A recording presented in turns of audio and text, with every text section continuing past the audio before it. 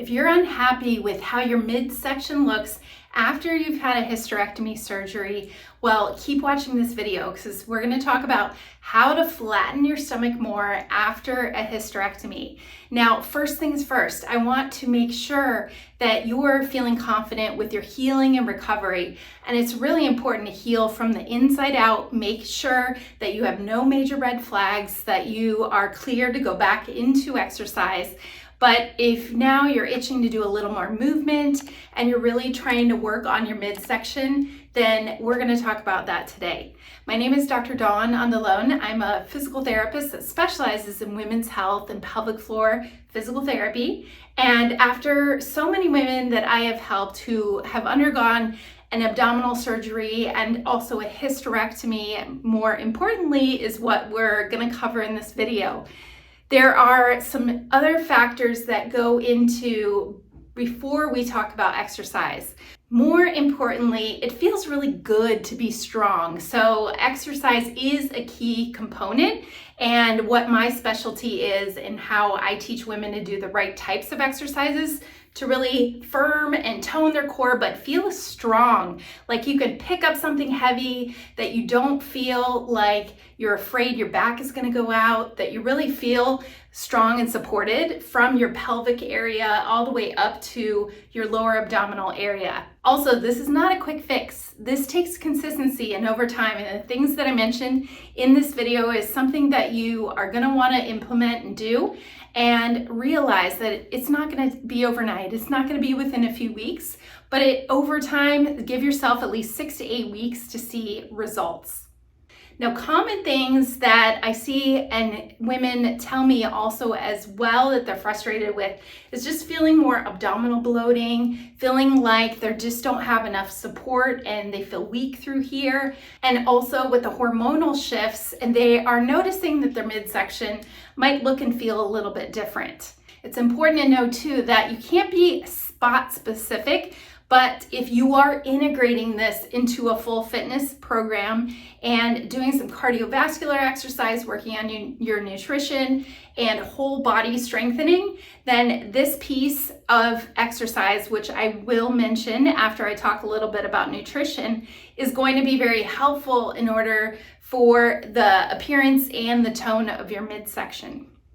So when we talk about nutrition, hydration is the number one key. You really want to make sure that you try to get enough fluids and good quality fluids, not caffeine, not alcohol, and not sugary substances as well. I'm talking about making sure that if you take your body weight in pounds and you divide it in half, that you're getting at least that many ounces of water.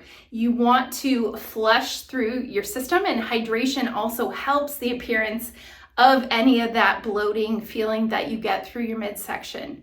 You also are going to want to focus on higher fiber foods, higher protein foods, lean proteins, and counting up your protein every day, making sure that you're getting 0.6 to 0.8 and multiply that by your body weight is a good amount of protein to shoot for, because that helps healing and repair. And it also helps those muscle fibers when you are weight training and lifting weights and working on strength training. It's going to help your body repair and recover a lot faster too. So be patient with your results, but nutrition and hydration are key factors in order to help also the appearance of your abdominals, and avoiding really processed foods, things with a lot of sugar or a lot of fats.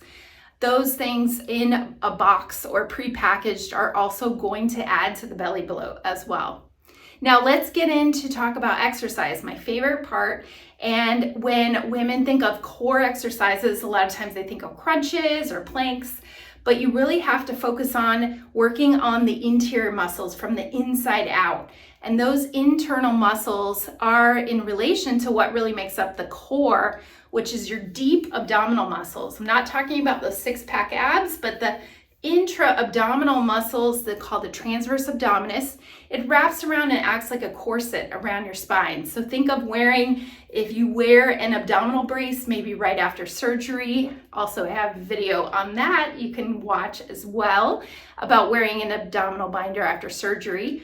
but it is like your natural corset, and the core muscles, that deep abdominal muscle, the transverse abdominis, training that with training the pelvic floor is going to help be able to tone your midsection, because you are working from the inside out, and it's going to make your back feel better. It's going to make you feel more strong and supported. Now, I teach a lot of Pilates-based exercises, and I find that this is helpful as well, but not to walk around and suck in your belly all the time, but learning how to breathe properly. So I'm going to go over a couple of my favorite exercises to start, and this is when you're cleared by your doctor and you can start moving a little bit more and start activating those deeper layers of abdominal muscles and through your pelvic floor. So it's important to note that cardiovascular exercise, like doing some walking, even starting to walk a little bit more strenuously on some hills if you feel comfortable with that and you're not in any pain and you've been cleared by your doctor for more cardiovascular exercise, that'd be great as a warm-up. And then what you can do, and you can do this a couple times a day, is starting to activate those deep abdominals. So I'm going to show you an exercise on how to do that. So you're going to be on your back with your knees bent. And if you place your hands right over your belly, if you take an inhale through your nose, and then as you exhale, you want to feel those muscles right under the navel just pull in and up like a little hug toward your spine. Those are your deep abdominal muscles. So it's very subtle, but it feels like a little lift that you're pulling in. You're not going to brace in all your ab muscles and press in. You don't want to see your abs stick out, but rather you want to feel them draw in away from your fingertips. So you can practice about 10 of these. Inhale, you release, and then exhale, you pull them in with the contraction. Number 2 is a abdominal exercise where you're going to add a leg lift. So those transverse abdominis muscles, we're going to pull those in, hug those in first, and then we're going to lift and lower the leg while we keep those muscles tight. And then you'll release. Inhale, exhale, pull them in, lift, lower, and release. So I'm going to do 10 of these on each side, making sure you're drawing in those muscles as you move the leg. You want to draw them in first and then move the leg up and down and then release it at the end.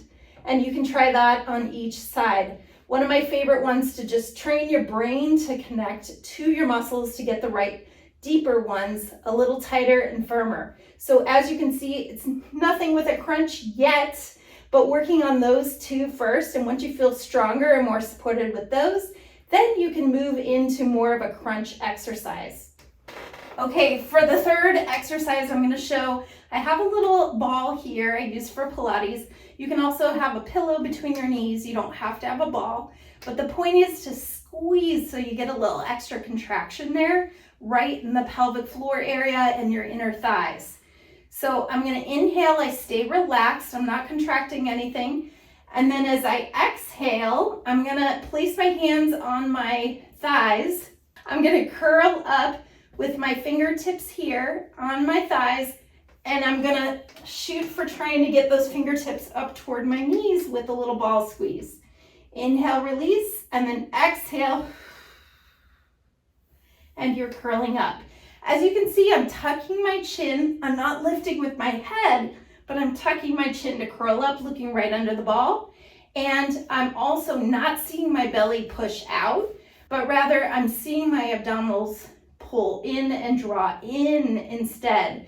And if you're having trouble with this and you see your belly pooch out instead of drawing in, just go a tiny bit, just lift your head and start there. You may notice as well that you're doing a little bit of a Kegel exercise, which means pulling in those vaginal muscles, and so it's just a little hug and drawing in. Now, it's important to let go of those muscles when you're done with the exercise or between reps.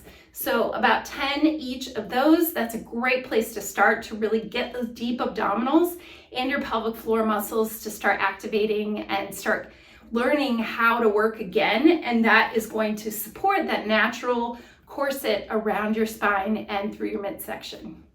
Okay, then additional tips that can also help the appearance of your belly. If you find yourself standing with your ribs poking out, like swaying your back a little bit.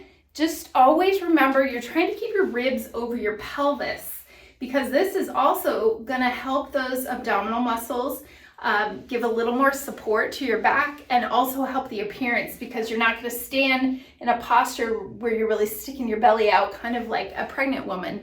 So alignment is important when you're sitting and when you're standing, so get the ribs right over the pelvis. So even think about that when you're standing, and if you stand with your feet a little bit staggered rather than next to each other, if they're a little bit staggered, say you're washing dishes or you're standing in line at the grocery store, you're gonna have your ribs stacked over your pelvis, and you're not gonna fall into this trap of just being lazy through your back and not using your core muscles for support. So stand with your feet just a little bit staggered. That can be helpful, and you can do either side there. So posture is another factor that's really helpful for actually using those muscles in a position that is a normal functional position throughout the day, and also helps them kick in when needed, and therefore are going to get stronger over time.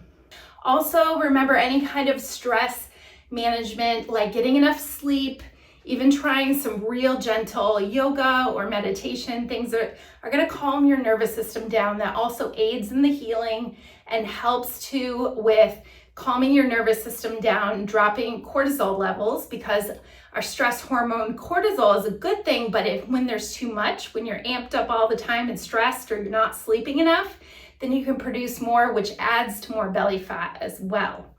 So I hope you found these tips helpful in order to work on flattening through your stomach, building your core, and helping the appearance of your midsection after surgery, especially in this video talking about a hysterectomy. I also have a program that can help coach you through this with some of the exercises I showed you here, and so much more with a hysterectomy recovery. So there is a link right below this video that you can go and learn more about that self-guided online program as well. Thanks so much for watching. I would invite you to subscribe to this channel so you can be alerted when we release new women's health topics and new videos every week. Thank you so much for watching.